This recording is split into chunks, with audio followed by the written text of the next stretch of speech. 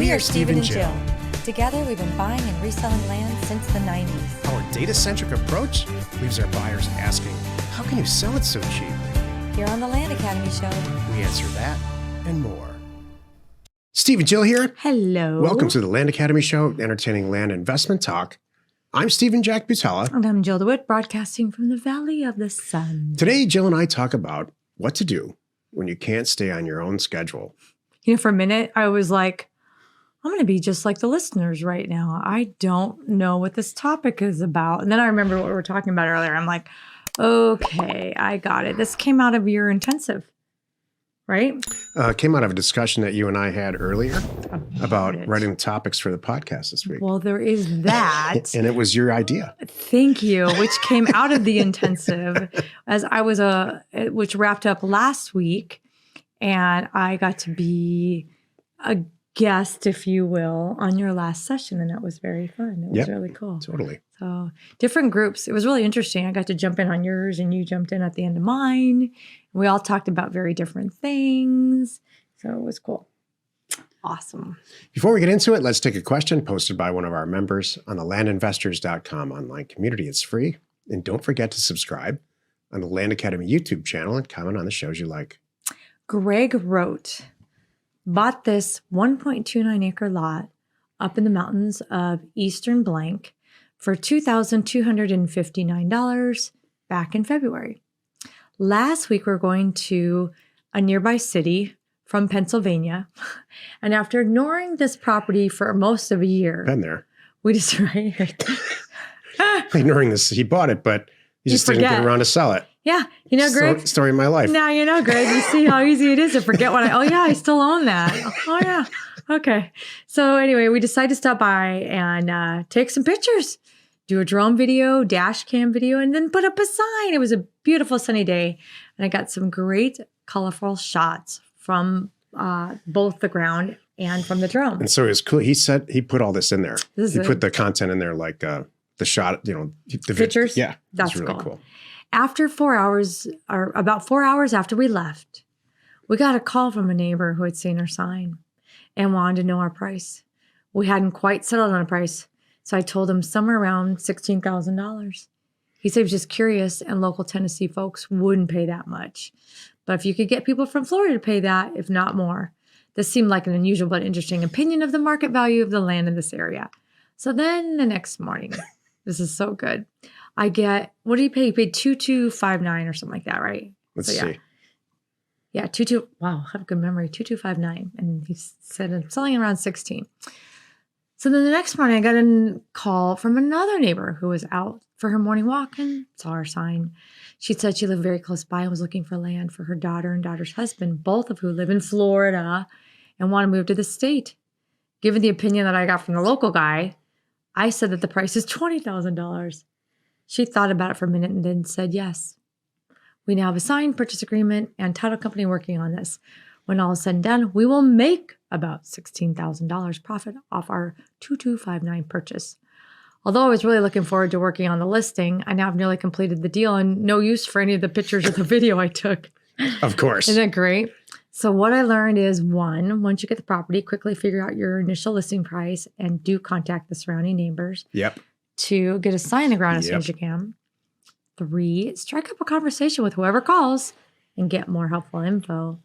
And 4, apparently some Floridians are moving to this part of the country to escape the heat and humidity, and they will pay more. Escape the heat. Uh-huh.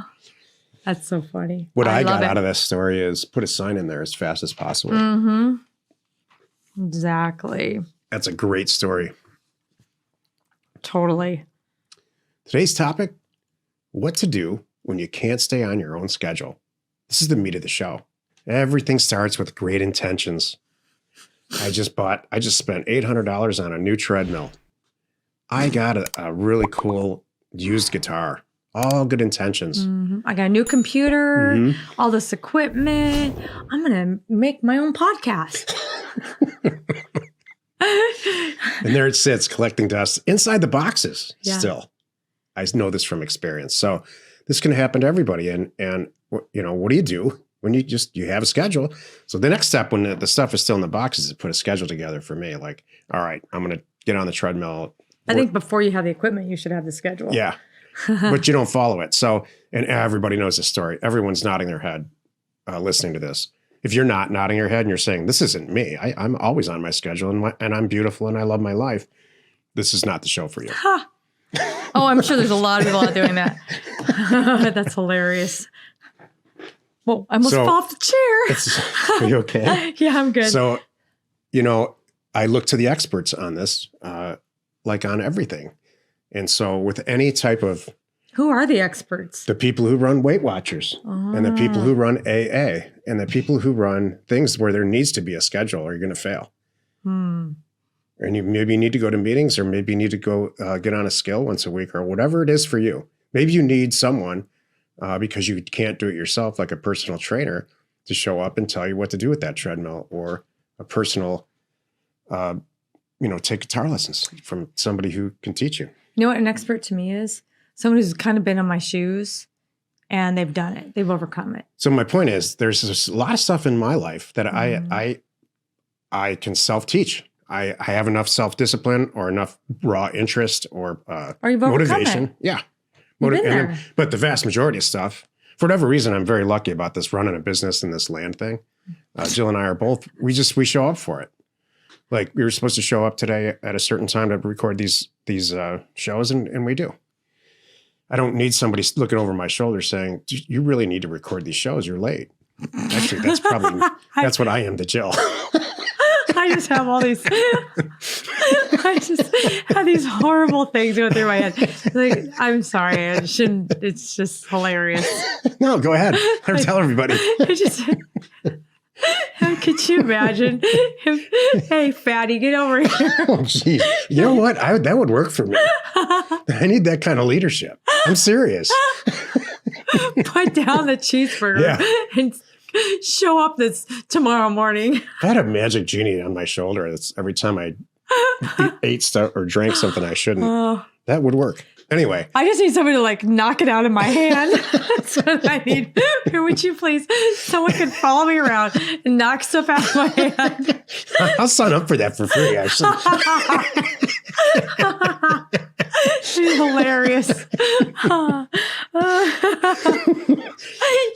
You're going to do that today. It's going to be hilarious. Wouldn't that be funny if I cracked a beer after this is all over today and you just smacked it out of my hand? We should do that. You know what? Like Thanksgiving with our friends. Like you watch me reaching for something. Like a champagne glass. And you're like, hit me like I'm a kid. Slap my hand. Like I would just love to see the look on our friends' faces like, what just happened? I guess this is the last year at Thanksgiving with Steve and Jill. That'd be so flippin' funny. Yeah, I like the beer thing. I'm gonna do that. I'm gonna walk up and just say nope, and I'm gonna hand you a water bottle. I swear, Jill. Jill and I are hosting Thanksgiving with a bunch of people at our house because we have this new house this year, and that would be so much funny as you say they stage this whole thing like that. Yeah, totally. So You've had everybody's enough. like, not today. Everybody's like, wow, this to themselves, amongst themselves, is this whole thing is not working out for you guys. Go back to the way it was. Exactly. That's awesome. I'm gonna walk around and put a coaster under everything. Oh yeah, just be a weirdo. Yeah. Sorry, back to the topic. Can I jump in? What do you do when you can't stay on schedule? Yes, go. Okay, so I forgot the topic. Okay, this is what this means to me, everyone. We all know staying on schedule on the calendar and la la la. But so first part is you try to do it, but the second part is maybe there's a backup plan, not for everything. So this to me became a topic because we were talking the other day at the end of your intensive training program. And people were commenting because we had at the very end, we brought in our concierge data guy, and it led into great. And I know how to do my own mailer. I know how to pick areas. We talked about trolling. I know how to price it. And the last thing is just now putting it in a schedule and sticking to it. And the good news is this doesn't work for everything. It's probably less than 5% that works for, and I'll give you another example. But they said, the good news is now you guys told us about this concierge thing and we got to pick his brain a little bit. If I don't stay on the schedule, I can hire somebody to do it for me. That's the whole thing about this show. Stay That's on the show. the schedule. Now, if only I could do that with the gym. I'm going to show up on Mondays, but on Wednesdays and Fridays, I'm sending in my backup crew to the gym. You can do it. But you can't. You mean outsource That's what I'm saying. I can't outsource. You can hire a trainer. No, but I can have them come to me, things like that.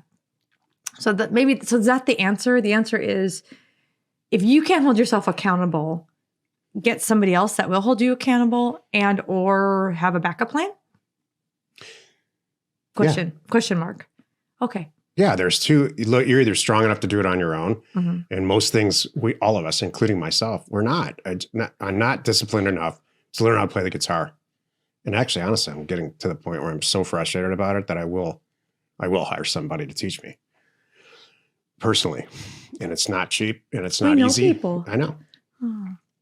So there's other stuff. For some reason, I was very, very, very comfortable, and it was easy for me to leave my W-2 job after having a side gig and then staying on that disciplinary track to grow the business myself and hire employees and all that. I don't know why. I don't know why it was. It's not something I struggled with, not even for a day. You know what I think? I think there's a reward. And that reward is that's what fuels me. Like growing our businesses. Yeah, that's a bank balance is a reward. Yeah. But for some people, it's not. Mm-hmm. And maybe if you're playing guitar for somebody's friends and learning a song or something, that's a reward. And for you, it's not. So I think I honestly think if there's a carrot that you can dangle, it helps. Yeah. And in business, it's growing your business and maybe either making more money and or being able to afford to do this, have people do the work you don't want to do.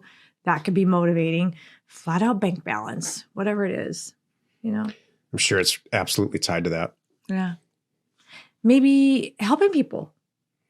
That's a whole nother thing. I have no trouble showing up for the Land Academy, not for buying and selling land, but the Land Academy stuff, none. And following a schedule, it is reward. Mm-hmm. See? I guess because I like to teach. Who knows? I don't know why, but showing up for these shows and post and pre-producing them, there's no issues with that. Or any of the Land Academy Thursday calls. Mm-hmm.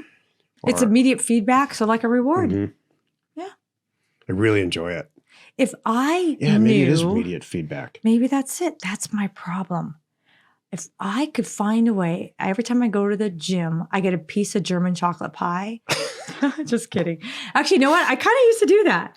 Remember, I used to have a breakfast group.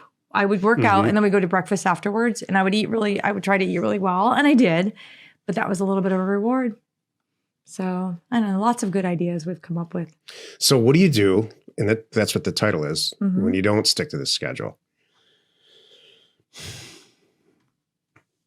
I honestly learned this from my long, long since deceased mother. She's was always on a diet, tried everything, always struggled with it. And she told me one time, and she did stick with this for a while. When you fail at something, you can't beat yourself up about it. When you didn't follow the schedule for an entire week, let's say, you can't just say, it's just this. I suck. You can't. That's the last thing you want to say. What you want to do is just forget about it, have no emotion about it at all, and just start it up the next day. I've heard that's exactly what people I was say. in substance abuse programs or addiction programs of any kind say the same thing. Oh man, I had a terrible night last night. I should have never done that. I'm starting over today. Yep, that's exactly how I do it. It's not so much fun and laughing right now, is there? No. Hey, let's talking about weight loss and substance abuse. I know. It changed pretty quickly. I know. Okay, so we covered all that. Before we end the show, I want to ask.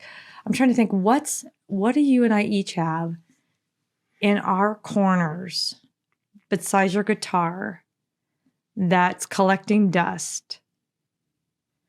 I'm trying to think here that we need to work on. Well, no, for me, it's really just that darn guitar. It looks at me while I'm sleeping. It looks at me and says, "You failed at this. You're failing me." Oh, that's funny. What do I have? I don't know. I know what I do. Not stupid enough to answer that question. You know what I do have? I have dumb little. I have like things like stuff. I have like one bin. You know what it is? I have like, it's probably not that bad really, but I have like one bin of photos and things that need to be put online and stuff that are on a disc. That's kind of my.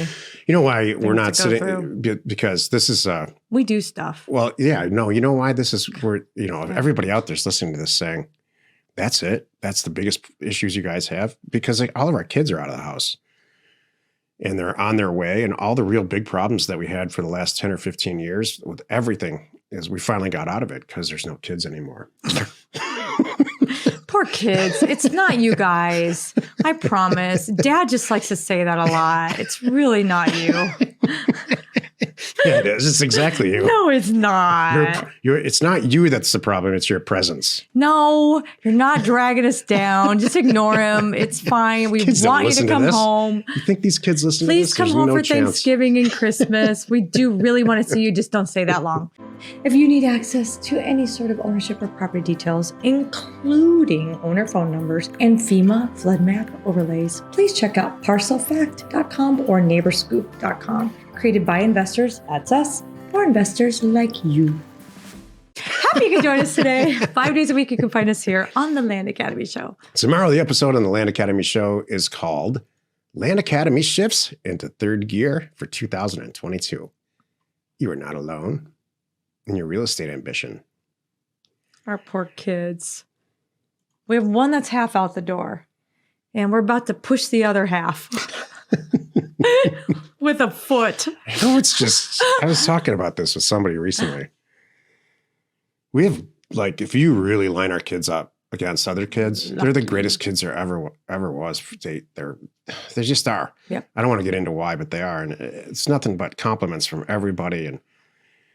But it's just the kids, they just take a lot of time and energy. And so by the third one, and they're all 4 years apart, we've been doing this for 25 years. Yeah. I'm just done. It's a lot. I understand. Thank you for tuning in. We hope you find our content valuable, and we really do appreciate your support. If you haven't already, please check out our YouTube channel and hit the subscribe button. We are Steve and Jill. Information and inspiration to buy undervalued property. We hope you find our content valuable, and we appreciate your support. If you have not already, please check out our channel and hit the subscribe button. And your comments and suggestions help us to create the content you're here for. Hitting the like button helps to support our channel's algorithm and gauge your interest for future shows.